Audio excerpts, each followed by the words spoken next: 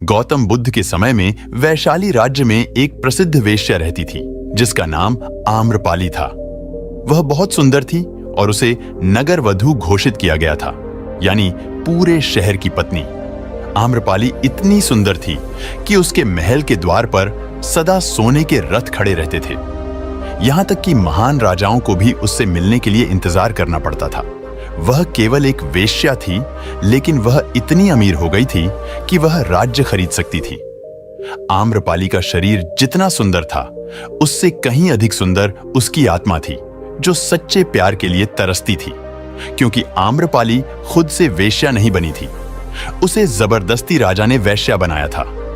आम्रपाली अपने ग्राहकों को बहुत प्यार करने का दिखावा करती थी, क्योंकि उसे इसके लिए धन दिया जाता था, लेकिन अंदर से बहुत नफरत करती थी, क्योंकि वह सभी उसका इस्तेमाल एक भोग की वस्तु के रूप में करते थे। एक इंसान के रूप में उसका सम्मान नहीं करते थे। एक दिन आम्रपाली अपने महल की बालकनी में खड़ी थी। अचानक उसने अपने महल के सामने से एक युवा बौद्ध भिक्षु को गुजरते हुए देखा, जिसके पास कुछ भी नहीं था सिवाय एक भिक्षा पात्र के, लेकिन उसके पास जबरदस्त जागरूकता थी और लोगों को खुद की ओर आकर्षित करने की अद्भुत शक्ति थी। जब युवा बौद्ध भिक्षु ने ऊपर की तरफ देखा तो आम्रपाली उसे देख रही थी। युवा भिक्षु ने आम्रपाली की ओर देखते हुए बेहद सम्मान भाव के साथ आम्रपाली को प्रणाम किया। आम्रपाली एकटक उस युवा भिक्षु को देखती रही और पहली बार आम्रपाली के हृदय में प्रेम का उदय हुआ था, क्योंकि पहली बार किसी ने आम्रपाली को सम्मान की नजरों से देखा था। किसी ने पहली बार उसे इंसान होने का एहसास दिलाया था। आम्रपाली तुरंत सीढ़ियों से नीचे उतरी और बाहर आकर उस युवा बौद्ध भिक्षु के पैर छुए और कहा, भिक्षु जी, कृपया आज के दिन आप मेरे मेहमान बने और मेरे महल में चलकर भोजन स्वीकार करें। आगे आम्रपाली ने कहा, कृपया मेरे निमंत्रण को ना कहे, क्योंकि पहली बार मैंने किसी को निमंत्रण दिया है। मुझे हजारों बार राजाओं और सम्राटों द्वारा आमंत्रित किया गया, लेकिन मैंने कभी किसी को आमंत्रित नहीं किया है। यह मेरा पहला निमंत्रण है। युवा भिक्षु ने सम्मानपूर्वक आम्रपाली का निमंत्रण स्वीकार करते हुए भोजन ग्रहण किया। भोजन देने के बाद आम्रपाली ने कहा, भिक्षु जी, आज से 3 दिनों के बाद बारिश का मौसम शुरू होने वाला है, जो कि अगले 4 महीनों तक रहेगा, और मैं आपको अपने घर में 4 महीने रहने के लिए आमंत्रित करती हूँ। आने वाले 4 महीनों के लिए यह महल आपका आश्रय होगा। मैं आपको पूर्ण रूप से आश्वस्त करती हूँ कि मैं किसी भी प्रकार से आपके ध्यान की बाधा नहीं बनूंगी, बल्कि मुझसे जितना हो सकेगा आपके ध्यान की सुविधाओं को सरल बनाने का प्रयास करूंगी। दरअसल बौद्ध भिक्षु साल के 8 महीने गांव-गांव घूमकर बौद्ध धर्म का प्रचार करते हैं और 4 महीने वहां एक ही स्थान पर रहते हैं, जहां उन्हें आश्रय मिल जाता है।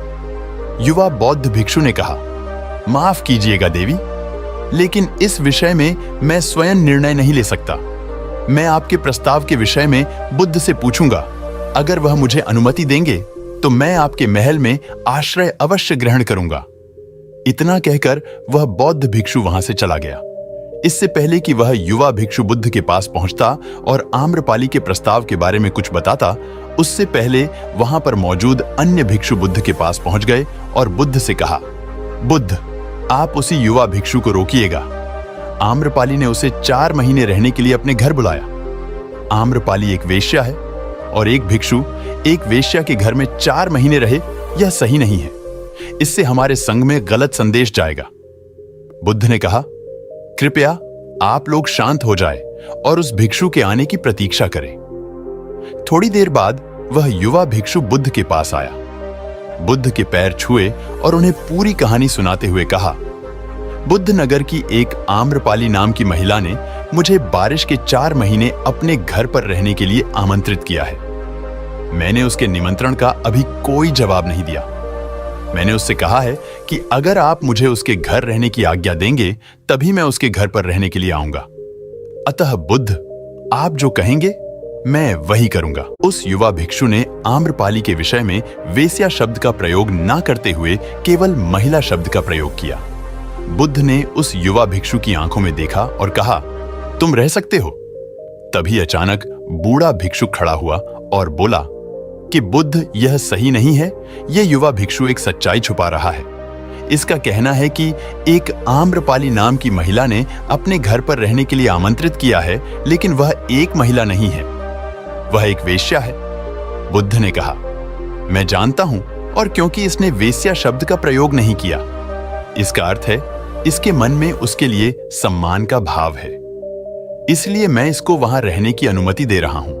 वहां मौजूद हजारों भिक्षुओं को विश्वास नहीं हो रहा था कि बुद्ध ने एक युवा भिक्षु को एक वेश्या के घर में रहने की अनुमति दे दी है। अगले 3 दिनों के बाद वह युवा भिक्षु आम्रपाली के घर रहने के लिए चला गया। उसके जाते ही वहां पर उपस्थित अन्य भिक्षु उसके विषय में तरह तरह की बातें बनाने लगे। बुद्ध ने सभी को शांत करते हुए कहा, मुझे मेरे भिक्षु पर विश्वास है।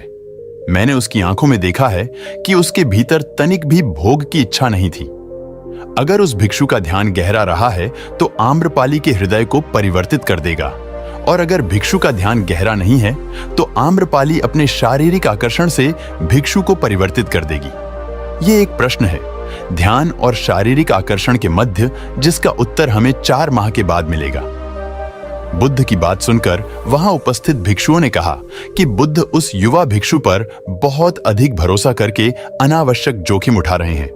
वो भिक्षु युवा हैं और आम्रपाली बहुत सुंदर है। समय प्रारंभ हुआ, वर्षा ऋतु गई, 4 माह बीते और वह युवा भिक्षु वापस आया। उसने बुद्ध के पैर छुए और उसे युवा भिक्षु के पीछे आम्रपाली भी आई। उस युवा भिक्षु ने आम्रपाली का बोध से परिचय कराते हुए कहा, बुद्ध, यह आम्रपाली है और यह आपसे मिलना चाहती है। यह एक अनोखी महिला है। यह न केवल सुंदर है, बल्कि इनकी आत्मा उतनी ही शुद्ध है जितनी आप कल्पना कर सकते हैं। आम्रपाली ने बुद्ध के पैर छुए और कहा, मैं पहली बार देखने भर से इस युवा भिक्षु से प्रेम करने लगी थी, इसलिए मैंने इस युवा भिक्षु को अपने सौंदर्य से कई बार आकर्षित करने का प्रयास किया, लेकिन मैं पूर्ण रूप से असफल रही। इसके बजाय इस युवा भिक्षु ने मुझे ध्यान के प्रति जागरूक किया और यह एहसास कराया कि वास्तविक जीवन भोग नहीं, अपितु ध्यान है। इसीलिए बुद्ध, मैं अपनी सारी संपत्ति आपके भिक्षुओं को दान में देना चाहती हूं और शेष जीवन ध्यान में बिताना चाहती हूं। इसके बाद आम्रपाली बुद्ध के शिष्यों में पहली महिला हुई जिन्हें आत्मज्ञान की प्राप्ति हुई। बुद्ध ने अपने पंथ के सभी शिष्यों से कहा, यदि तुम वेश्याओं की संगति से डरते हो तो उस डर का उस वेश्या से कोई लेना देना नहीं है, बल्कि वह डर तुम्हारे मन की उपज है, क्योंकि तुमने अपनी कामुकता को दबा दिया है और कामुक ऊर्जा को दबाया नहीं जा सकता। अगर तुम इन गंदे विचारों को ज्यादा दबाने की कोशिश करोगे तो ये विचार और अत्यधिक शक्तिशाली हो जाएंगे, फिर तुम इन विचारों को नहीं रोक पाओगे। अगर आप लोग सेक्स तथा हस्तमैथुन जैसे गंदे आदतों को छोड़ना चाहते हो तो तुम इस वीडियो को देखें। इस वीडियो पर हमें दर्शकों से बहुत ढेर सारा प्यार मिला है। ये वीडियो आपको नीचे पिन कमेंट में मिल जाएगी। बहुत बहुत धन्यवाद। आप लोगों का इतनी तसल्ली के साथ हमारी कहानी सुनने के लिए धन्यवाद।